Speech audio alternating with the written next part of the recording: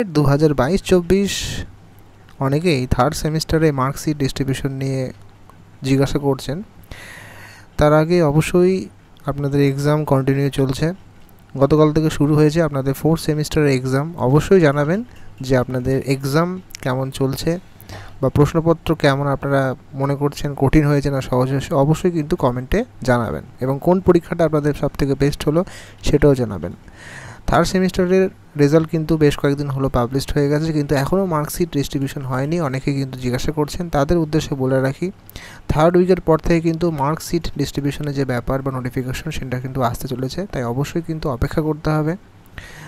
আপাতত আপনাদের যে এক্সাম সেটা কমপ্লিট হোক, তারপর প্র্যাকটিক্যাম এক্সামের ব্যাপার আছে, এবং তারপরেই কিন্তু আপনারা এই মার্কশিট ডিস্ট্রিবিউশনের ব্যাপারটা পাবেন বা মার্কশিটটা পাবেন। এখন আপাতত আপনাদের অপেক্ষা করতে হবে। প্র্যাকটিকাম এক্সামের জন্য প্রস্তুত হয়ে যান। 20 তারিখের মধ্যেই কিন্তু নোটিফিকেশন আসতে চলেছে প্র্যাকটিকাম নিয়ে, এবং পরীক্ষা শেষ হওয়ার সঙ্গে সঙ্গে অবশ্যই খাতাগুলো সম্পূর্ণ কমপ্লিট করে নিন এবং টিচার্সদের সঙ্গে সেগুলো চেক করে নিন, যাতে পরবর্তীকালে কোনো রকম সমস্যা না হয়।